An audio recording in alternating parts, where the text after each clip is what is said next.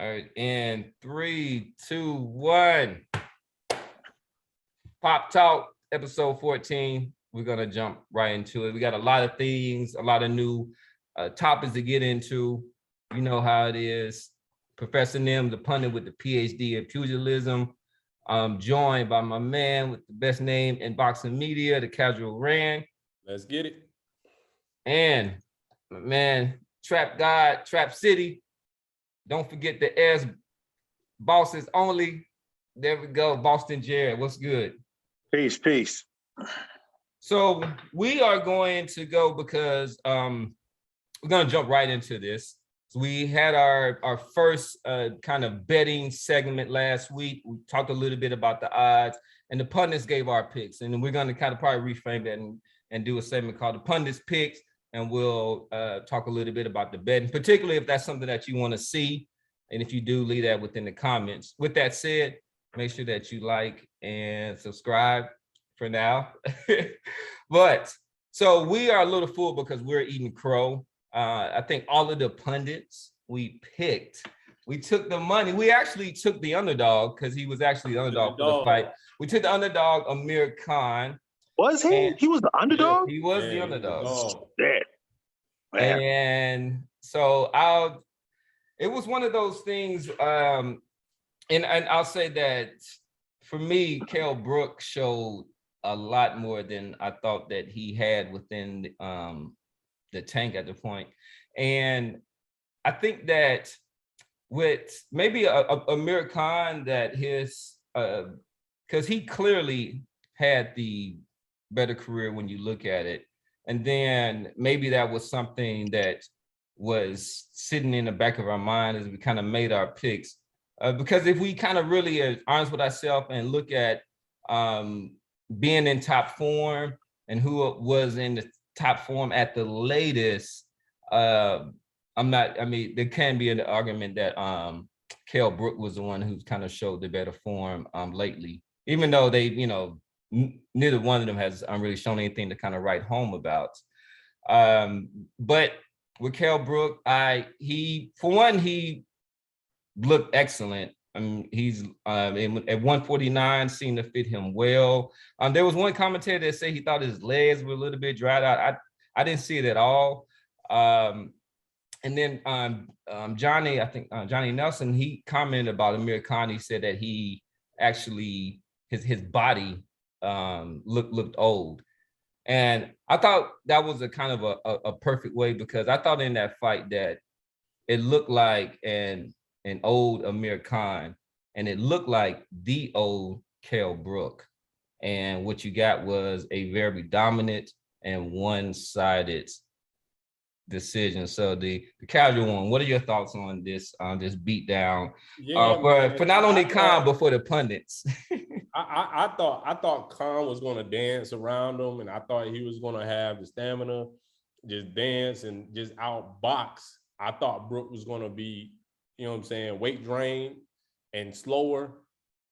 And you know what I'm saying? I put my money on Khan, and as we saw, that Khan cannot take a punch nowadays, and he needs to hang it up. But I don't knock Khan. I mean, all praises to Khan because of his resume. But yeah, it's time to retire. And I thought that he was going to put on a better boxing performance.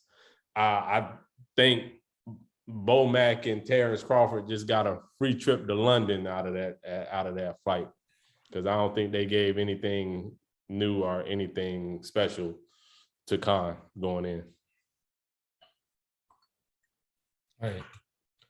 Boston Jared, what were your thoughts? And as you kind of when you saw this fight unraveling, what were your thoughts on that? This guy Khan, his punch resistance, what little punch resistance he had was all gone. I mean, it seemed like he was bothered by every single punch that Brook threw. Every single punches, the jabs, the glancing blows, the punches, the punches that he caught on the gloves. Like, Khan's punch resistance was never really his strength, obviously, right? It goes without saying, right? But it's all gone. And he is, I think, the definition of a shot fighter at this point. I think that this was more of a, and I saw different personalities on YouTube and in the media talking about a resurgent Kell Brook and this, that, and the third. Brook is shot too. It's just a matter of Khan being way more shot than Brook is. You throw Kell Brook in there with one of these anybody in the top 5 at welterweight, and I think he gets smoked. Well, maybe not smoked. I still think that, like, for UK fighters, man, I think if he wants to just cash in one more fight, I think he could fight Conor Benn and ride out. At what weight? That's the issue.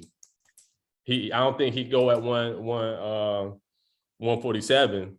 Nah, it's gonna be tough. I remember It'd probably be a catch weight too, but just imagine how big that's gonna be though. Like the new Lions taking out the old Lion, you know, and just have one cash out fight. I think he'd do it.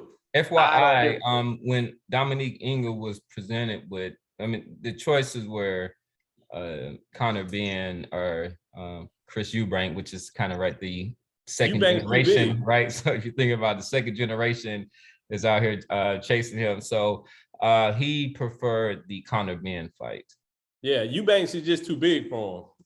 It doesn't make sense. He'll take a lot of damage if he fight. And I'm not a Eubank fan, but at 160.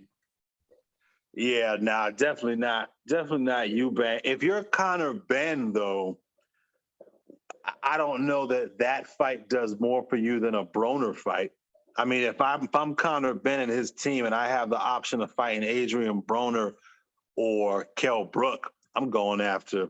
I would disagree. Yeah, respectfully. In the UK, I think in UK. Kell Brook. You see that turnout for this one? That would be one of the things that he think it's gonna be about. less people will show up for Broner and Conor Benn. I mean, Benn has got the name. Broner is a washed up US fighter. I mean, in comparison to Conor Benn versus Kell Brook, that's two fan bases, two UK fan bases coming together. Now you got a US fan base that really don't care about this dude.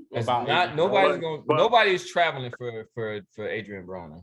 No, but the UK will show up regardless. I mean, Adrian Broner is the more established guy. He's been on the bigger platforms. He's been on the bigger stages against the bigger names. He's not bigger in the UK. It's not an either or. He's a young fighter. He can knock off old boy and then go to Broner sometime early next year. I guess so. If Brook is going to be around, and if Broner's going to be around, I mean, Broner needs the money, so he's going to be around. Well, yeah, that could be true. That could be true. But for me, I think the Broner is the younger. He's definitely fresher than Brook. I think that you get more bang for your buck fighting Broner, man. You get a fresher guy who stylistically might give you some challenges, and you get the name and you get the money. Brook, I don't think Brook brings. So that's it. So I disagree. But like as a promoter and trainer, I'm not gonna go into the guy who I think is gonna bring less money and less audience, and who's a little bit fresher. I'm gonna go, if I can retire somebody like Kell Brook. Then I think Conor Benn can retire Adrian Broner. You can retire Adrian Broner. The other thing with Brook, he said, is the weight. Only throws 10 punches around. He just sits there nowadays. Yeah. So a better fight is Brook all the way around, man. But see, the thing is though, if Brook has to diminish himself so much to get one, because if I'm Ben's people, he's not going to one. I'm not going up to no catch weight. I'm going, hey, you want the fight? You want this payday? You want the spotlight? No. Come down to 147. No, but they have leverage, because even though he's not going to fight Chris Eubank Jr. I mean, I hope not. I hope that he doesn't take the Triple G route in doing that. He can use that as leverage, and I think coming off of this scintillating win, he's kind of a hot topic right now. But I mean, that's a lot of conjecture. We'll kind of come back to that, but we do want to stay in the UK. because as of midnight, Dylan White has signed on to fight who is kind of the consensus best heavyweight in the world right now, Tyson Fury. And where do we stand at with this fight? So they say that the boxing kind of world goes where the heavyweight division is at. So if it's at this popular and at its height, that's going to be a reflection of the field itself. So how are we looking? Are we excited about Dylan White versus Tyson Fury? Absolutely not.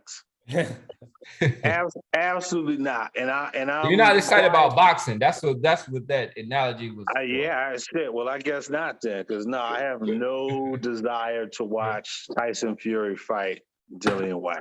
None at all.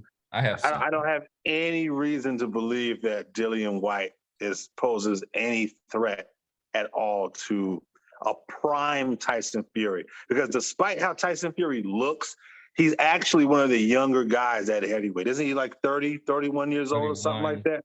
31, I want to say. A prime Tyson Fury coming in at 270 something pounds. I have no reason to believe that Dillian White poses any threat. He's actually 33. Yeah. So we gave him 33? Okay. Yeah, we gave him a little. At this point, it's Tyson Fury that's dragging this fight to the finish line. I mean, nobody wants to really see it. It was a mandatory. It's holding up the other super heavyweight fights that could be made.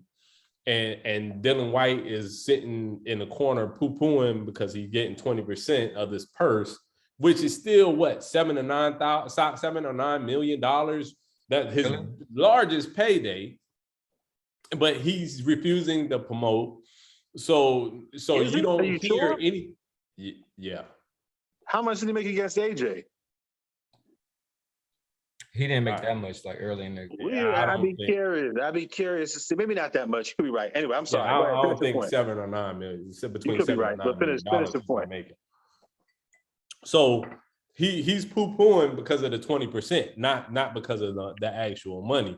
And he's refusing to promote. So all you got now is Tyson Fury just sitting back talking crap on social media about everybody in the boxing world. Like Anthony Joshua, he's saying if he fights Usyk, he's going to get knocked out. He said he'll fight Usyk and Joshua on the same day and wax both of them. It's all this just to promote this fight that's coming up, that's guaranteed, that is starting to look like it's going to lose money because nobody's caring about it. Unless it's just, you know what I'm saying, the UK fan base carries it to the end. But that brings up another. With that said, but no, go ahead. Finish, Randy. Second. Oh man. So Randy was going to bring up the whole. I think Randy was going to bring up the whole Fury not being licensed in the UK thing. I didn't. Well, he's not.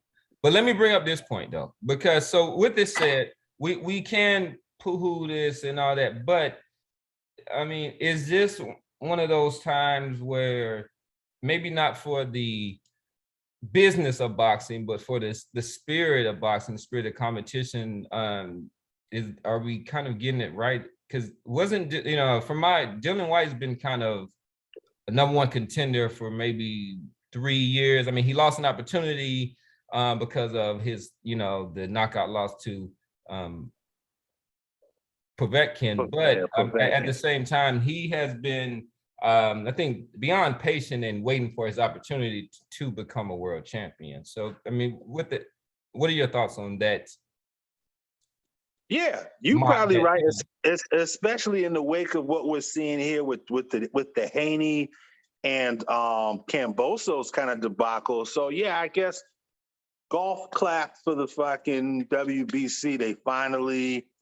They're finally giving a guy who's, I guess, earned his way into the position a shot at the belt. So yes, yeah, you're right. I agree. Yes, yeah, sure.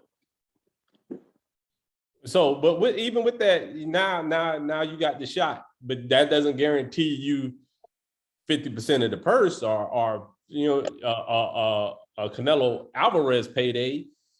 You're the next person in line. Okay, this is what you're going to get offered. And I understand if it was a pay cut for him, but this is his biggest purse. So I don't understand what his leverage is. His leverage should be is, okay, I'll take this $9 million, but when I beat you and you come for a rematch, I'm gonna be looking for the same exact exchange.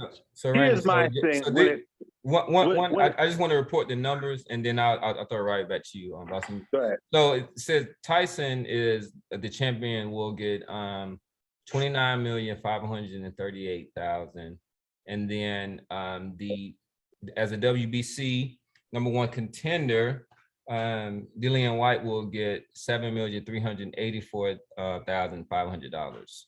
And then a bonus of a little over $4 million will go to the winner.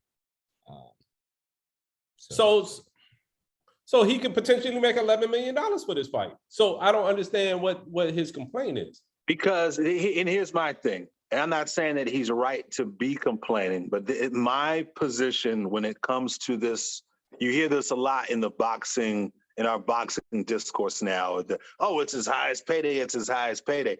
Just because it's your highest payday doesn't mean you're getting paid what you're worth. That's two totally separate things. And if you're Dillian White, this is kind of the end of the road for you. And he stood on his square and fought to get the most money possible. Because after this, he's never, ever going to sniff anywhere close to this amount of money again. Not saying that he was right, not saying that he does deserve more than 7, but when this comes up again on this platform, and when we hear that argument get made on other platforms or later when it comes to other fights, I think that's an important thing to consider. Yeah, sure, it's his highest payday, but is that what he's worth, given this fight, given Fury's status and all that? That is just something to consider. Yeah, I don't understand what he think his worth is at this point. I mean, who does he fight for? He fight on the Matchroom? Yeah, he's a Matchroom fighter. Yep. So isn't Usyk a Matchroom fighter? Yes. So I mean, he can, if he was that upset about this contract, he could have stepped out of that and then asked to be the #1 contender after the Usyk Joshua fight. How though? Where is he? That would have been easy to make. If Usyk would win the rematch, both of them under the same umbrella, why couldn't you make that fight? Because I don't know that Dillian White, where he's ranked in those other 3 sanctioning bodies. Ah man, which one? I mean, I think you can make that fight. So I see what you're saying, but I don't know that the sanctioning bodies are just going to let Dillian White slide in there. So one thing you were saying about Dillian White and about his kind of work, and I think I think more correctly was that he kind of felt that he's kind of being undervalued, right, in a sense. So in the stock sense, it's right. So if ones who are after kind of those growth market ones are the ones that show an ability to kind of grow within the market. And I think with Dillian White that he hasn't really shown that potential as far as his drawing power and all those other things, but his value, I think because of his wins and his viability within the heavyweight division, to him, I think makes him feel that he is being underpaid for this fight. But at the same time, really, your value is just what somebody's going to pay you for your services. Pretty much. The other angle with this fight, and I'd have to do some more research because I have not really been following this whole saga, but I believe that Tyson Fury is ineligible to be licensed to box in the UK, which means this fight is going to end up in the US somewhere. And when I could be wrong, and I believe that Eddie Hearn came out earlier this week or maybe last week and he addressed that issue. Because of tainted meat? Because of the whole debacle, because of previous debacles he's had over there with PEDs and all that other stuff. my computer is not powering up, but we'll have to come back to this as we get closer to the fight. Because Randy talking about this fight losing money. If this fight ends up in the U.S. somewhere, dude, they might not even be able to sell out whatever arena they're in. I mean, there's going to be no interest, especially if White doesn't do his fair share of promotions, then. Right. And if I'm Dillian White, man, and maybe again he feels like he's not getting paid enough to go out and promote. He is a Jamaican, like he's from Jamaica, like came to the UK as a 13 or 14-year-old baby, and you could get the Jamaicans here to maybe show out for that fight. Maybe I'm stretching here a little bit. I don't know, but they're gonna need the people to buy tickets because I don't see anybody being that interested in that fight over here, especially when is this fight supposed to take place? April. Yeah, towards the end of April, right? Towards the end of April, so April like beginning of so like NBA playoff time, NHL playoff time. April maybe we need to check it because it says that April 23rd at London's Wembley Stadium, and that's I'm pretty sure that's in the UK. All right, word. So it is going to be at Wembley. Okay, so disregard everything. But we need White to pull his fair share, man. The bring interest as far as US side. Oh, I mean, if they're going to do that shit in the UK, Tyson Fury, he doesn't have to do anything. If that shit going to sell out, I mean, it's Tyson Fury's first fight back in the UK in years. I mean, and he brings that whole gypsy community out, and he's got a fan base over there, and they're going to be in Wembley. Nah, they'll have no problem selling that fight. Never mind. So what is it going to be on? Just regular DAZN, the monthly? Oh, that's going to be on ESPN, I think. No, it's going to be ESPN. This is ESPN. This is the A side is clearly going to be Fury. Tyson. So I'm guessing that they're just going to put it on regular ESPN at what, 5 o'clock? Nah, that's perfect. That's perfect if you're ESPN, because that way you can still show those NBA games. You can go right from that fight. As soon as that fight ends, you go right to one of your NBA games. It'd be like a little amuse bouche to the NBA for the NBA audience. Well, yeah, I mean, I think this is a pay-per-view fight, though, that they're gonna at least. So that's exactly what I'm getting at. So yes, they're gonna fill seats in the UK because it's Tyson Fury. But for the pay-per-view numbers come from majority US fans. So they are. I mean, they're gonna have to be creative, and I mean, I'm sure they've thought about this. I mean, the fight is really right around the corner. I think they thought about it, but I think that they thought that both fighters would be 100% invested due to the purse that they're going to make. Well, they're giving Tyson Fury $29 million. So he's think probably just like, you need to do $29 million worth of promotion at this point. He's good for it. I mean, he'll get up there, he'll get on radio shows, he'll run his mouth, man. That's one thing he can do, man. Fury? I know we're going to talk about the Fury can run. He can run his mouth, man. Fury will sell any fight that he's in. But usually it takes two to tango. And if it's just him talking all the time, I don't think the public's going to be like, oh, man, I want to see that. It's just it might as well be, though, because nobody knows who Dillian White is, though. Everybody know that Fury is a guy that fucking stretched fucking Deontay Wilder. So it might as well just be him selling the fight. You need his team to start advertising. Who, you said Fury's team? No, White's team.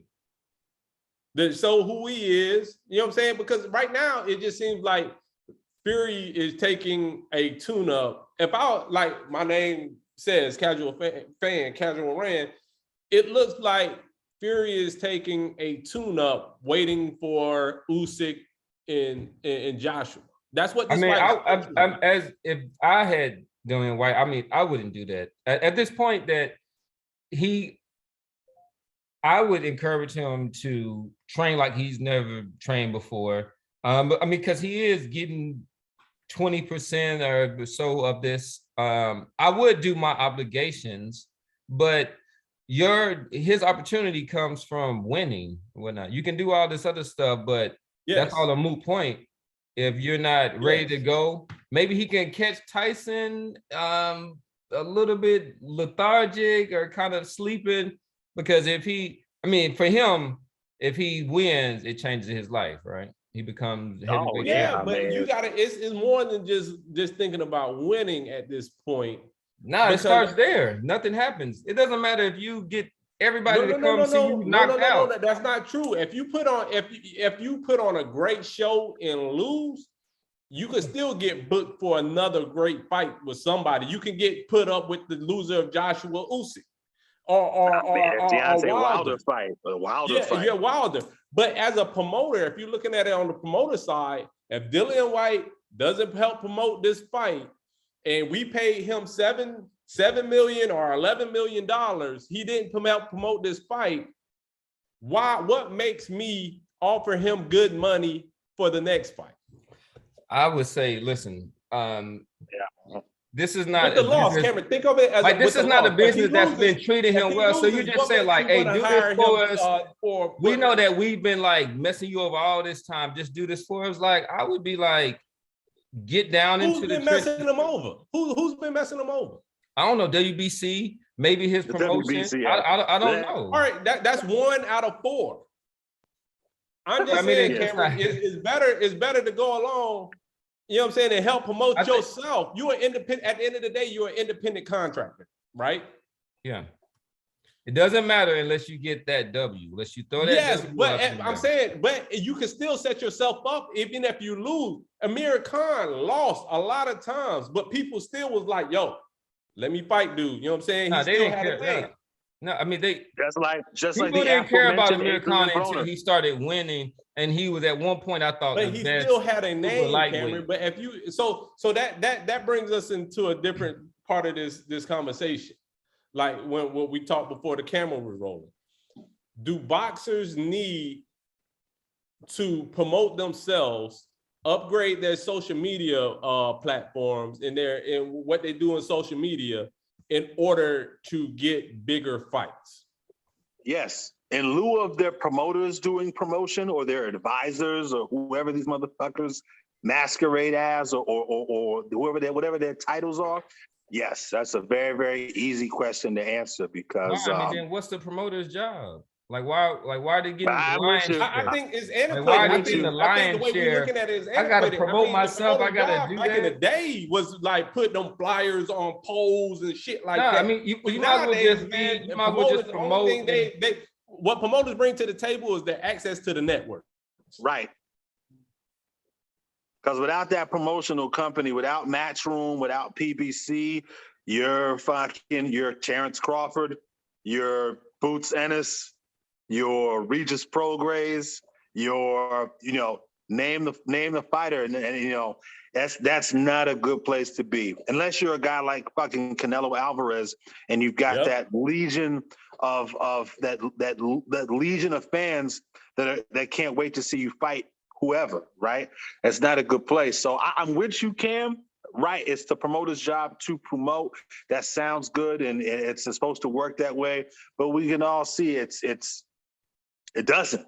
It doesn't. And it's with social media now, it's relatively easy for you to promote yourself. So why not do it? Like I told y'all, my prime example is Ryan Garcia. This dude hasn't never met anybody.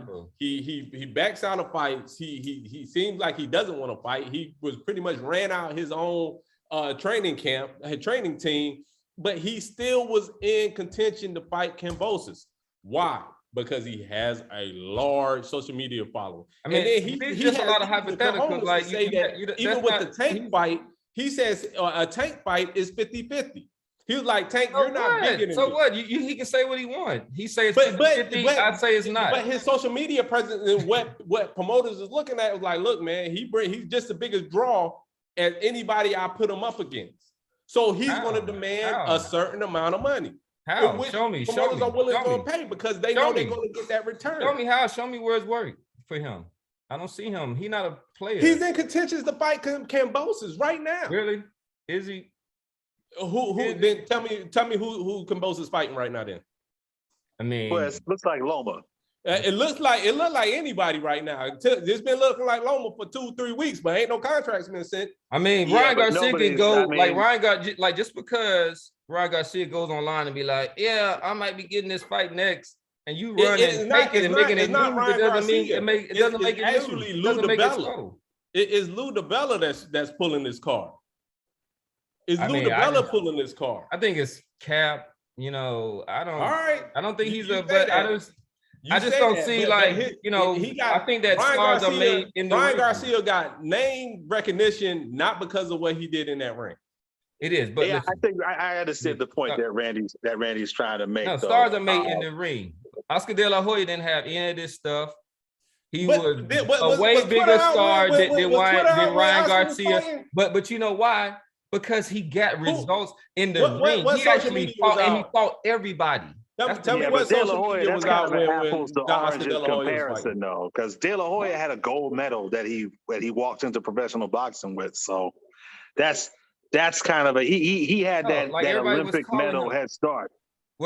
Yeah, he did kind of compare to his counterparts, but he didn't have social media. He didn't have that. The reason that he was a superstar was because he performed in the ring when he had Oh, opportunity. that's not. I respectfully, Kim. I think you're not telling the whole truth there. I think that. I mean, no, he had the looks. He had all those He other had things the like looks, that. he had but the right he beat- ethnicity, so he he fought had the gold medal. everybody. He fought everybody. He won. It was like there was a lot of people that they tried to boost up and they got knocked down because they didn't perform. I agree with what part of what you're saying. He did right out the gate. I mean, Gennaro Hernandez. That was a big one. Ike With less than Cortez, 20 fights. like Way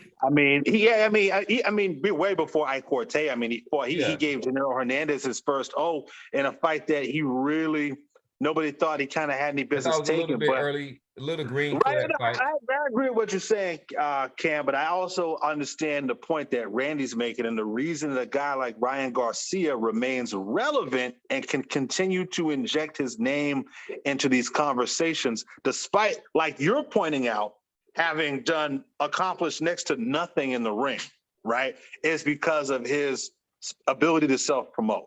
I agree. Both of you guys are making. It's just where we're at right now. Like, listen, if Jake Paul Cameron, wanted to fight Kambosos, let him finish, Randy. Let him finish, Randy. Okay, what I was saying, if just where we're at right now, just like if Jake Paul wanted to fight Kambosos, it would sell. But it's just because the public, wants to eat marshmallows all the time doesn't mean if you were to put this on a pendulum, do you think that pendulum is swinging towards where it was back when De La Hoya, Muhammad Ali? Or do you think that pendulum is changing over to where Ryan Garcia and social media influencers are driving the driving force? I'm saying that the driving force is the social media aspect, because you just mentioned the Paul brothers. Yeah, back in the 80s, 70s, 80s, man, nobody would give a $5 to go see them live.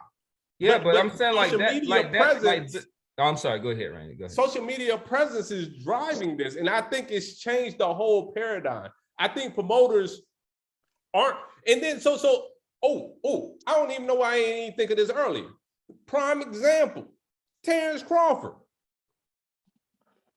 Bob Arum had a problem with Terrence Crawford because he said he wouldn't sell. He wouldn't help promote or any of that. That's the biggest problem that he has now. So it's the paradigm is showing that you as a fighter have to have the ability to sell yourself. In what bigger way do you sell yourself besides winning? Because Munguia is 38-0, so he's winning. So don't just say you just need to win because Munguia's 38-0. You have to have a social media presence. You got to be able to sell those tickets and be somebody that a promoter is wanting to promote, spend their money and invest in you. And I think social media is where it's at right now. And it doesn't mean you have to be Adrian Broner or fucking Floyd Mayweather and assume these caricatures to do it either.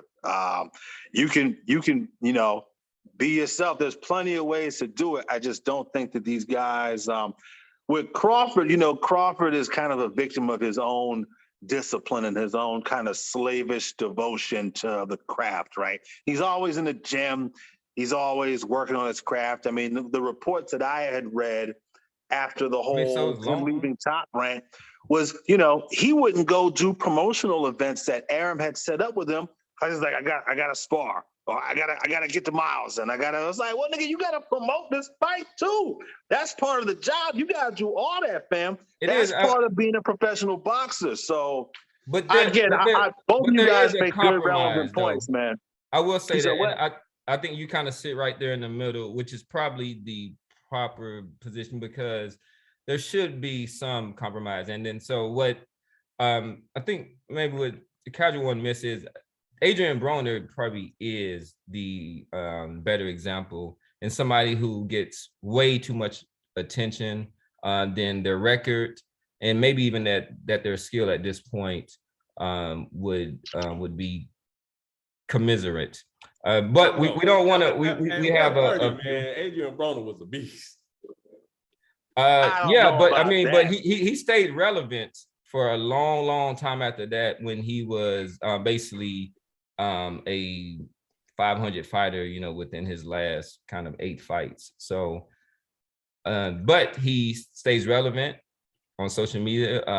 Caricature is a great way to kind of surmise his presence on there. Well, I think that's him. But at the same time, plays the role. I think AB is actually being himself. It's kind of over the top, but I think that is him. Floyd, I think that the height of the pretty boy, the Floyd Money Mayweather era was him taking that, whatever he learned in those 20 minutes on WWF on Monday Night Raw, he took that shit and ran with it and took that shit all the way to the bank, man. He assumed this role and made lots of money with it. But you don't have to be that. But you can't be Andre Ward. You can't be Terrence Crawford. All the skill and all the accolades in the world are not going to carry you to that popularity.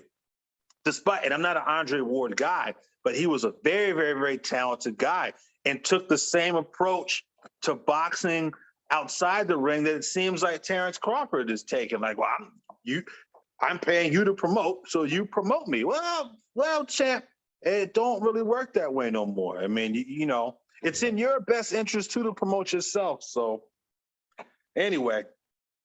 It is, and those when you think about some of those fighters, and this is me using a lot of conjecture with the Floyds, maybe the Broners, compared to somebody like a Terrence Crawford or Andre Ward, those are family guys, right? So a lot of them is just, they feel that maybe this is enough if I do that, and maybe part of them is kind of trading that in. Look at Bad decision. Andre Ward's regrets, though. Bad decision. You don't know that. All right, I'll move that out. Well, you said like I think Andre Ward has a very. I think both of them have. I mean, boxing wise, like for people that compared watch to like Floyd, to me, I don't go to the grocery store and say Andre Ward and see if anybody. It doesn't matter, but it doesn't matter to me. Them motherfuckers in Oakland don't even know who that motherfucker is. Same with Devin Haney, which we will talk about at some point, I guess. I would take his life way more than the chaotic, it seems like, whirlwind that Floyd Mayweather has. And both of them are great fighters. He's out there still doing commentating because he missed out on millions because of his. I think he loves the sports. I think he just wants to be a part of it. I think he's intelligent. He's articulate. I think y'all are. I think people don't. Sometimes money and fame is not everything. But with that said, Ward is biased. You guys remember Andre Ward towards the end of his career? This is pre-Kovalev. Andre Ward was fighting on BET on Saturday afternoon. Do you remember that? Yeah, I remember. I saw Mike Tyson fight on ABC, and I loved it. So I don't think anything. That's ABC, bro. ABC and BET is BET, totally different. Right up the street from here. All right, so because we only have a few more minutes. We're doing a new segment, and this is called Pop's Op of the Week. So if some of y'all don't know, op is short for opponent. And this is where we can actually take down somebody within boxing, whether it's a boxer, a promoter, or a trainer, whatever, and we get an opportunity to kind of undress them a little bit. And then the other pundits have opportunity to kind of pile on top of the op, or if you want to, you can defend it. So my op of the week, I'm for the first one, Professor Nims, I'm going after one Canelo Alvarez.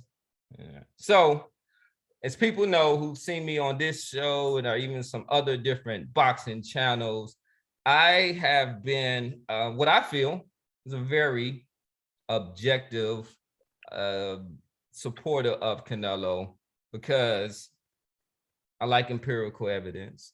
And from what I've seen, from what I've observed, not only in the ring, but from his opponents that he's faced, and also his boxing records, I felt that this was one of the top boxers of his generation. All right, easily. And I appreciated him for his willingness to take chances. And as they say, from that mission on Mars, to dare mighty things. But recently I felt a little played. It almost cost me a couple of steak dinners because I thought that Canelo, seeing his eye on the prize and his opportunity to seal his legacy, which maybe he's already done that, what does Professor Nims know? But I just knew that he would fight one of two, or we can even say three fighters this year. And that was Jamal Charlo, or David Benavidez, or Beterbiev. And it looks like he is not gonna fight. None of them. None of them. He has signed on to a 2-fight deal to fight Bivol coming up for Cinco de Mayo. Am I saying that right? That's signed, or he's still in negotiation? I think that's signed. Did that just break? Because last I heard, that's still it still may be in negotiation, but from let's just I think it's presume 90%. that it's been signed. And then I'm hearing that then they're gonna try to come with a 4th fight with Triple G, which is, to me, is laughable. And it also third fight. Oh yeah, excuse me, third fight, and which is laughable. And at this point, and I just wanted to kind of take it out on him. And for this next year, I think as a sport as a whole, I think we're gonna suffer. And I don't want to take anything away from Bivol. I don't get anything as far as Triple G. I think he's just been kind of sitting on the sidelines, and he's kind of really entitled for some reason. But with Bivol, I do want to, he is a young, undefeated, up and coming person. I just was not really interested in seeing this fight. And I think he's green, doesn't really have a lot. I think he has, how many fights he has total? 16 fights. No, Bivol's got 20 fights, man. 20 fights? 19, okay. 20 fights. 19, Bivol's okay. got some names. Bivol's got some names on his resume. I think he's, from what I've seen, I think he's green. I think that Canelo is at this point where it's a good and a bad thing, where he's kind of made that transition that Money made. And he is, and all great fighters, they usually at a certain point, they don't really take fights until they see something within an opponent, like, okay, I know I can take advantage of that. And particularly when you're the A side and you can pick your opponents. But I also think that he's getting to I hope that it doesn't translate in the ring, where he becomes more of a spoiling style than something that looks to take his opponents out and create some drama within that scored circle. All right, but with that said, does anybody want to pound on top of the op, or maybe somebody wants to defend Canelo in his? Only thing I could defend, I mean, but like Jared said, it is not final. but when he does it, it's gonna be ingenious. Like It's gonna be what, Randy? It's gonna be like ingenious. Ingenious. I think this is like a chess move that was perfect for Canelo. Think about it. We've been talking about this for over a month and a half, and it went from who he's gonna fight next to 2 promotion companies going to, I'm gonna give you a 2-fight deal for X amount of dollars. Now, word on the street is PBC offered $100 million to fight Charlo and Benavidez. It sounds like he's going to take less money with Matchroom to fight Bivol and Triple G. But just think about this whole last month, how much millions it was pushed up into a bidding war for him to choose which one. And he used us. I think he used this show too as honestly, leverage. And honestly, we were talking about I him taking. I think he knew who we was going to stay away from, but he just used that to just, hey, I think I'm gonna go over here. Then the other people was like, nah, we give you 10 more million. Okay, I might go over here. Nah, they're gonna give you 100 million. Oh, I might go over here. And then it was ingenious, man. But I just think that it's bad for boxing because we're not gonna get a good fight out of any of these fights. And then even after this year, when he fights Bivol and Triple G and wins them, he still have Joe Smith. You know what I'm saying? So he can go for 2 more years. He could be 22 and 23 where he doesn't fight anybody that we consider a potential threat to his belts. Well, Joe Smith, let me jump in here real quick. Joe Smith is currently in negotiations with Beterbiev for a unification fight. So that fight, that chess move was made. I think Bob Arum knew which way the wind was blowing and knew he wasn't going to go anywhere near Beterbiev, which makes the most sense seeing that Beterbiev has 2 belts already, right? But we know how this guy rolls, man. It's constantly trying to weigh risk and reward, and you know, it better be too much risk. Just going with the theme, then. So if you're Joe Smith, why take the Beterbiev fight when you because he's a top ranked fighter, and like you said earlier, he's a top ranked fighter. If you got a potential of a Canelo fight within the next 6 months, how do you know that though? It might not even be 6 months. I'm just saying, if he fights Bivol, beats Bivol, fight Triple G, beats Triple G, who do you think he's gonna look at next? Who knows? He was talking about fighting him. It'll be Joe Smith. Well, he was thinking about fighting in Baku a month ago at cruiserweight. The point is with this dude, yeah, you really just the one thing that with this dude, and it's a phrase that has been coined on another platform, and that's you need to kind of focus on you and make your own path, which is, I'm glad that, you know, certain fighters, like especially a guy like Joe Smith and Beterbiev, are saying, hey, we're not going to sit around and wait for this guy to pick us. You know, we're going to make our own lane, unify the division further, and go from there. I don't think that Joe Smith fight is likely to happen. It's definitely not worth Joe Smith waiting around for a year, because the other thing, Randy, that if Joe Smith doesn't unify with Beterbiev, he has to defend against Anthony Yard. And I think Anthony Yard goes in there and beats him. I really think Anthony Yard beats Joe Smith. So if you're Joe Smith, you don't necessarily have the luxury of being able to wait around and wait for Canelo, because the Yard team and Frank Warren and Tunde Ajayi and those guys, as soon as they stopped Lyndon Arthur, it was like, we want Joe Smith. And they are breathing down his neck. And that's part of the reason why they started negotiating for that unification fight. So, yeah. That makes sense. Yeah, but all right. People, so y'all two are pretty much like historians of the sport. So tell me, when in boxing one person has clogged up so many weight divisions in boxing? What do you mean? How many weight divisions is he clogging up? He's only clogging up one. No, he's clogging up multiple.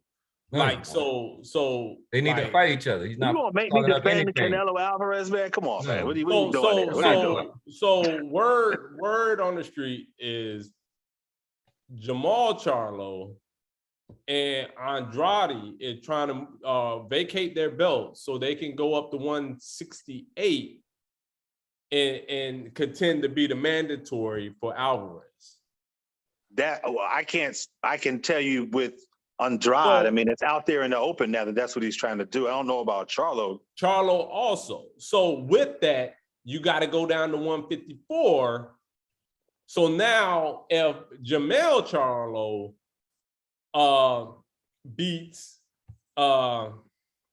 Castano, he's going to move up to fight for his brother's vacant belt.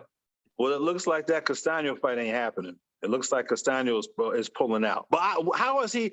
But Yeah, Canelo, what how's that Canelo close? does at 168? This one person is like They're just chasing the butterfly money. effect No, almost. they're But just he's chasing the saying money. It has nothing to do with him. The Canelo fight with anybody there's a chain reaction throughout at least 3 weight divisions. Yeah, but Canelo is he doesn't have a belt at 160. All these guys He at 160 don't. could all fight each other. But I'm saying the 2 160 champions are moving up in hope to fight Canelo. Right, but what I'm saying to you, Randy, is you saying he's clogging up multiple divisions, and when has that happened before? My argument to you is he's not clogging up multiple divisions. He's only the clogging up might be of the wrong term, but it's like the butterfly effect. He actually is influencing 3 divisions. Okay. Now that's different. Influencing 3 divisions. I mean, the closest person was maybe Roy Jones at his point, but he Roy. No, but he was just at heavyweights, and then he never did cruiser, and then but he skipped over that, but it was maybe him or kind of Floyd, but he had, those were the only 2 ones who had a butterfly effect throughout the ranks, because they actually would jump. I mean, even though Floyd was catch weight. Oh, you know what? I'm sorry, we all missed it. And we need to end on this one, but I'll give somebody a chance. We didn't think about it. He has the belt the record for the most. Bernard? No, the record for the most. Could think about it across divisions. That's what we're talking about. Maybe a guy like Pacquiao. Manny Pacquiao. Maybe a guy like Manny Pacquiao. Exactly, it was Manny Pacquiao. I said Pacquiao was like he fought one time within 3 fights he fought Diaz at lightweight, and then he jumped up and fought he fought Oscar De La Hoya at welterweight. And then he jumped up and fought Antonio Margarito at super welterweight. But I don't think he had any belts at those times. I mean, he may have had one belt here and one belt there. Like David Diaz was a unification bout at lightweight. And then the fight against Oscar De La Hoya, that was kind of a superstar. There wasn't belts out there, but that was a legitimate 147 fight. Oscar came in at 147. And right, but people weren't waiting around like Randy's talking about, waiting to fight Manny Pacquiao like that. I mean, Canelo Alvarez, to answer your question, Randy, I don't think anybody in the sport has ever had this kind of effect on multiple divisions. I can't think of any. And I just pulled Manny Pacquiao out of my ass. I don't even think that's. Man. And I would say that's a bad thing, but what can you do? Why you think Oscar De La Hoya would call out when he was almost semi-retired, because he was a superstar at that time. That's why he called out. And he was, he was trying to bully him, but he knew that it would cause waves, as Randy said, with the butterfly effect. All right. Well, with that said, we are right at our time. It was a good show, guys. We tried a few different segments out. We normally would try to wrap up with the pundit picks, but this fight, Josh Taylor against Cotero is 1350 odds, so that's really kind of out of whack. So we don't really give picks when it's that. So basically means to get $100 from betting on Josh Taylor, you have to bet $1,350. How about Chris Colbert getting screwed out of a title shot this weekend? That was the big fight. was Chris Colbert was supposed to get his title shot this weekend, which was going to set up a hopeful unification fight against Shakur Stevenson in the fall. And this guy just catches a cold as COVID rates are dropping dramatically. This guy who he was supposed to fight, Hector Gutierrez. Garcia? It was either Garcia or Gutierrez he was supposed to fight, who has the WBA belt at 130. He caught COVID and pulled out. And instead of postponing the fight, Al Heyman is making this guy fight an eliminator. Al Heyman calls the WBA. We benefit Al, and they say, "Fuck this!" Now we just fight an eliminator. Well, I mean, I think Garbage. I'm not trying to offend him, but at the same time, if you don't fight, then you don't get paid, right? Yeah, and you got Right. Just ask Gary Russell. But at the same time, like the promoters, like the networks is like, yo, we slotted y'all for an event right here. So what was he gonna do? Pull out the event? I don't know, man. But Chris Colbert getting a title shot is a huge chess move in the division, especially with Shakur about to get his shot at Valdez. Well, then I guess who maybe said you just Colbert push. can't fight after that? All right, but That's these are true. hypotheticals, and we need to go ahead and wrap it up as the pundits. But we will as we get more information, because that's a little kind of coming new for me. But we will kind of give some updates on the Colbert situation. But I'm signing off, Professor Nims, for Boston Jared, and my man, the Casual Rand. All right, Pop Talking, we out.